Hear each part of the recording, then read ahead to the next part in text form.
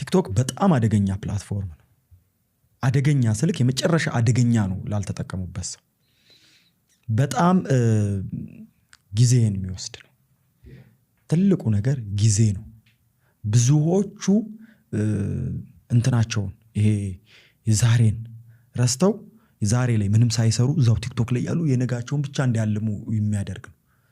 እንትን አለ ይሄ ዘ ዴዝ ግራውንድ ስትራቴጂ የሚባል አለና ዘ ዴዝ ግራውንድ ስትራቴጂ ማለት ራስህን በቃ ዴዝ ግራውንድ ውስጥ እንዳለ በዛ ሰራውንዲንግ ውስጥ እንዳለ ካላሰብክ ችግር ነው። ከኋላ ግድግዳ አለ፣ ከፊት ጠላት አለ።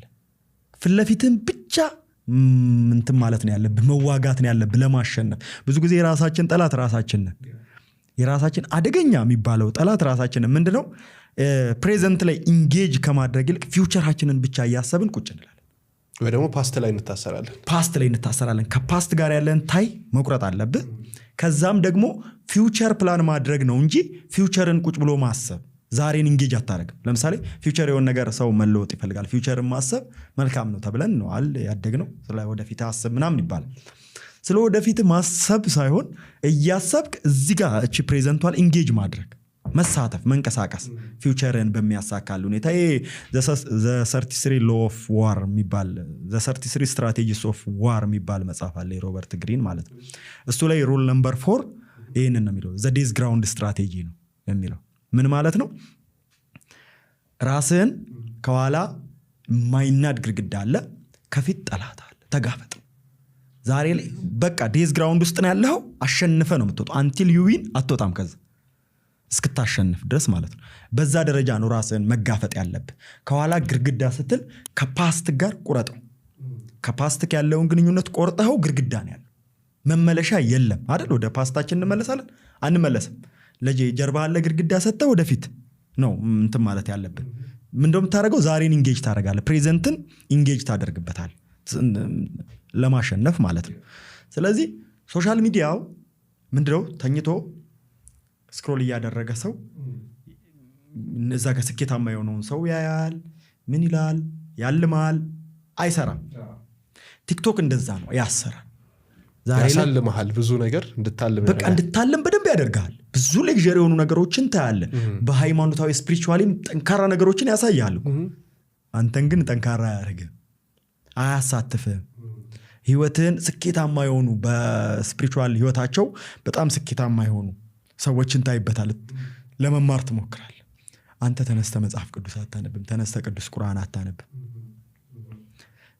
እነሱን ነው የምታየው፣ እዛ ጋር ነው የምታየው። ጸሎት አታረግም። ጸሎት ሲያረጉ ታያለ። እንትን ትረካለህ። ይሄ በሌለ ባልተጨበጠ ነገር ላይ እንድትረካ ያደርጋል። ከዛ ውጪ ቲክቶክ ደግሞ ይሄ አጠቃላይ ሶሻል ሚዲያዎች የሚያደርጉት ነው። ቲክቶክ ደግሞ ረጅም ነገርን ያቆራርጣል። ከረጅም ነገር መጽሐፍ አታነብም፣ አትችልም። አጫጭር ነገር ስለለመድክ። አዎ፣ እስቲ ይህንን ፖድካስት የሚያዩ ሰዎች እስቲ ራሳችሁን ፈትኑ። የቲክቶክ ሱሰኛ እስቲ መጽሐፍ ግለጥ። 3 ፔጅ እንዳነበብክ ስልክ ይናፍቅህና 3 ፔጁን በዚህ ቲክቶኩን እያየክ የተወሰነ በጣም ጎበዝ ከሆንክ ነው የምከፍተው። ራሱ አትከፍትም። አሁን 99% አይከፍትም መጽሐፉን። ይሄኛው አስንፎታል።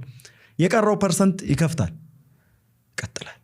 ሱሰኛ ከሆኑት ነው ምለው። እንግዲህ ብዙ አንባቢያን እንትን እንዳይሉ ሱሰኛ ከሆኑና ሶሻል ሚዲያ ላይ በደንብ ኢንጌጅ የሚያደርጉ ሰዎች እንትን የሚሉ ሰዎች ተመልካች ማለት ነው። ኮንተንት ክሬት የሚያደርጉ ሳይሆኑ ተመልካቾችን ነው።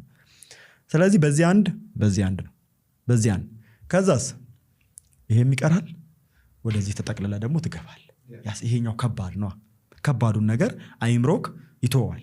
ይሄ አንብቦ በቃ እንትን አሰልቺ የሚባል ነገር ነው፣ ግን ጠቃሚ ነው። ይሄኛው ግን ቀላል ነው፣ አይጠቅምም፣ ያዝናናል ምናምን። እንደዛ ያጥራል። ሰው ኔትፍሊክስ ላይ ፊልም አይማው። ድሮ ብዙ ተከታታይ ፊልሞችን 8 ሲዝን ምናምን በቃ 10 ምናምን ኤፒሶድን እናያለን። ፊልም ራሱ መዝናኛ ነው። እንግዲህ መዝናኛውን ራሱ ነው እያሳጣን ያለው ነው። ሰው ማየት አይችልም። ፊልም የማየት ፊልሙን ከፍቶ ስልኩን ያነሳዋል። ከዛ ቲክቶኩንም እያየ ነው፣ ፊልሙም እያየ ነው። እዚህ ጋር አለፈኝልና አሁንም ይመልሰዋል ፊልሙን። ገና ማየት ሳይጀምር ተመልሷል እዚህኛው ላይ። ስለዚህ ተከታታይ ፊልሞች ረጅም ነገሮችን ራሱ የማየት ነገራችን እየወረደ ነው። ስለዚህ አጭር ነገር እዛው ልቅልቅ እንዲህ ግን በእንደዛ አይነት ነገር ውስጥ አጥሮናል ብዬ አስባለሁ። እና ከዚህ ሰርክል ውስጥ ከዚህ አጥር ውስጥ ለመውጣት መሞከር አለብን። ሶሻል ሚዲያ ነው እንደ ተመልካች ሶሻል ሚዲያ ነው የሆነ ነገር እናገኝበታለን። ሙሉ በሙሉ እዛ ላይ ግን የምንጣድበት ሂደት መኖር የለበትም። ለራሳችን ጊዜ መስጠት መቻል አለብን። ለቤተሰባችን ጊዜ መስጠት መቻል አለብን። ባልና ሚስቶች ልጆች የሚያወሩበት ሰዓት እስቲ ቤታቸውን ሁሉም ይፈትሹ። ጠዋት ማታ ቡና እየተፈላ ሁሉም ስልኩ ላይ ነው ያለው። አታወራም ማለት ነው። አዲክትድ ሆነናል፣ ወደድንም ጠላንም ማለት ነው። እኔ ስወጣ 1000 ሰው ቢኖር 900 ሰው ከተያየሁት ሰላም ይለኛል።